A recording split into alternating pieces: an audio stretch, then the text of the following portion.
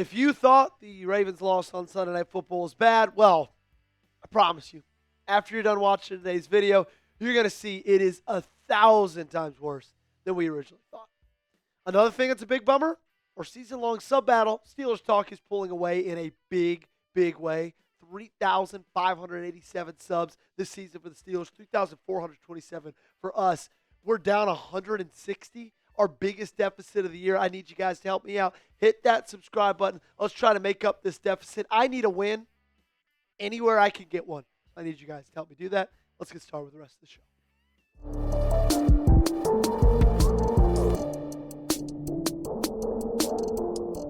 Even though it's Tuesday, I am not done thinking about and being frustrated over the Week 16 loss to the New England Patriots by a final score of 28-24, a game where you took a 10-point lead in the fourth quarter, and you did what you've done all season long. You've blown it late, can't make plays when you need to, and that's where we start, with why it was bad and why it looks 1,000 times worse, even a couple of days removed, because it was yet another embarrassing collapse in a season full of embarrassing collapses. With a franchise over the last 5 years that is full of embarrassing collapses. Like, honestly, it was a perfect season booking. I get it. It's not officially over. You're not out of the playoffs technically. You're not mathematically eliminated. But it feels that way. And it's funny, because let's say the season ended on Sunday night, just like we thought it did. Think about how the season began, right? Sunday Night Football against the Buffalo Bills. In the fourth quarter, you had a 99% chance to win that game. And you lost. Well, same thing. Sunday Night Football, Week 16, 90% chance to win in the fourth quarter. And you lost. It's a start and the end of your season right there. Both against the AFC East, both on Sunday Night Football, both with 90+% chances to win in the fourth quarter. Unbelievable. And it just joins the list of game after game after game over this last half decade or so of the Baltimore Ravens blowing. Absolutely blowing it. Shout out to my man, Kevin Oestreicher of Locked On Ravens. He tweets this graphic out pretty much every single time the Ravens blow it, adds a new score bug, and we got a new one. 13-24, 9 minutes left. 34-19, 13 minutes left. Throw back to Las Vegas and Cleveland from last year. Like, there are too many to even list. You can just feast your eyes right there. And this is, in my opinion, exactly why it's time to move on from John Harbaugh. I was saying it all night on Sunday. We talked about it Monday morning. Like, what more do we need to see? This team cannot perform in clutch situations year after year after year. And I hear so often in my comment sections on social media, but Joey, he won the Super Bowl 13 years ago. Okay. Like, first off, don't really care. That was awesome. But that was almost a decade and a half ago. Think about where you were in your life 13 years ago. It's been a very, very long time. And this team hasn't really even come close since. And they've had a top 3 quarterback in the game for the last 7 years. Second off, if you look back at NFL history, only one coach has won a second Super Bowl with 10 or more years in between. And that's the best coach in the history of the NFL. Bill Belichick. Okay? So, save me from saying he won a Super Bowl, acting like it was 3 seasons ago when it was 13. I don't care. Should the Ravens fire John Harbaugh? Give me a yes or a no down below in the comment section. Weigh in with your answer. I've got a feeling there's going to be a lot of yeses, and I would be one of those as well. This might be the most frustrating thing. Derrick Henry's usage late. I mean, it's inexplicable. It really, really is. You take control of the game on the back of Derrick Henry. It's the most frustrating part of Sunday night. Easily. Not even close. Lamar Jackson's not in this game. Derrick Henry went for 18, 128, 7.1, 2 rushing touchdowns, and basically didn't play the entirety of the fourth quarter. He finished out that drive, the very start of the fourth quarter. They went Henry for 4, Henry for 22, Henry for 4, Henry for 2 and a touchdown. Just back to back to back to back to back. I actually did 5 of those. Doesn't matter. And then he didn't touch the ball again. He didn't touch the ball again. After averaging 7.1 a carry. When you have a drive to ice the ball game and keep your season alive, you have Derrick Henry on the bench. I got as many touches late in that game as Derrick Henry did. Think about that for a second. Of course, John Harbaugh was asked about it. Guess what? Gave a pretty BS answer. He said he was coming back in the game. He had Keaton start the game. Derrick and Keaton had talked about that. Keaton started the other drive, and Derrick came in and finished it off. So it was part of that rotation. He was going back into the game, and then we got stopped. Looking back, would I rather Derrick start that drive? Yeah.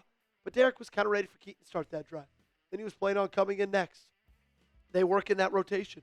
You look back on it, and it's pretty easy to say he should have been in there. But we're rotating those guys. Throughout the game, it's 2 backs. The game-winning drive, don't want Derrick Henry out there on the field? Sure. I do want him out there on that field. Then what was he doing on the bench? Like, if that's not a game-winning drive, I don't know what is. Okay? Sure, it wasn't with 3 minutes and less left, but guess what? You had a game-winning drive. Guess who wasn't on the field? Derrick freaking Henry. So, John, save it. Hush. We're tired of your excuses, of you opening your mouth. Because when you needed it the most, Derrick Henry wasn't on the field. And that is where Derrick Henry thrives, ladies and gentlemen. That's what makes Derrick Henry so good. He's 6'4", 240 pounds, and he can run a 4.5 40. Do you know how difficult it is 50 minutes into a game to tackle a guy like that? That is when he's at his best, in those exact moments. When defenses are worn down, they couldn't even tackle him when they were fresh. What were they going to do late in the fourth quarter? Nothing. But, as Kanye West said, I guess we'll never know. Open-ended question here. Why did the Ravens lose to the Patriots? You let me know down below in the comment section. Feel free to just use that as your canvas. Paint whatever picture you want. We got to give you a quick little catch-up. Our awesome friends over at Prize Picks. Shout out to them for sponsoring today's show. It's holiday season, ladies and gentlemen. That means it is the best time of the year for sports, bowl games, basketball matchups, playoff pushes. It is all happening at once. While you and I are out here making decisions every day, what gifts to buy, what to eat, which game to watch, there's one place where it feels good to be right, and that's Prize Picks. Everyone's favorite Prize Picks holiday promotion is back. 7 days of Picksmas. Prize Picks is giving out 7 days of deals all the way through Christmas Day, including a Christmas Day max discount. Picksmas starts December 20th, so download the app today and unwrap those deals. Here is my Prize Picks lineup for the college football playoff. Quarterfinal game, Ohio State, Miami, Cotton Bowl, New Year's Eve. Gage and I will be live for it. Come hang out with us. Did a simple 2-quarterback lineup. More Julian Sand, 239.5 pass yards. Less Carson Beck, 209.5 passing yards. Download the Prize Picks app today and use code CLNS to get $50 in lineups after you play your first $5 lineup. That's code CLNS to get $50 in lineups after you play your first $5 lineup. Link to this promo is in the comments and description of today's video. Prize Picks, it's good to be right. Another frustrating thing, and something you really have not been very good at this year, is like you won third down. And going into this ball game, we talked about how big it was going to be to dominate on third down, both defensively and offensively, and you did that. 63% conversion rate on third down for your offense. And you held them to 33%. 4 of 12. But it doesn't matter. because it helps for the New England Patriots when you don't have to get to third down often because they were converting on first, they were converting on second, they were ripping off 20 yards a pass. Like, it was unbelievable to watch. So bad. New England sucks in the second half. That's the fourth reason why it was so bad. And yet, they scored 18 points on you.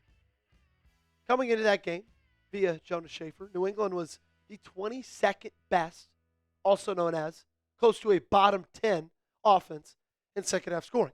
10.6 points per game. Well, they almost doubled that. 18 points after halftime. Clutch drive after clutch drive after clutch drive. What's the hope for the Ravens in 2026? I need to know. I need you guys to tell me because right now it does not feel like there's a lot of it. Okay? So what do you think the hope is for this team in the next year? Give me something to look forward to for New Year's. The final reason is this is just who you are. And I think this is the most frustrating part of it all. Because I have now become fully self-aware of this Baltimore Ravens team in this year. And frankly, under the last 5 years under John Harbaugh. This is just their DNA. Okay? They can't make clutch plays. When it matters the most, they piss down their leg. That's just what they do. Just who they are.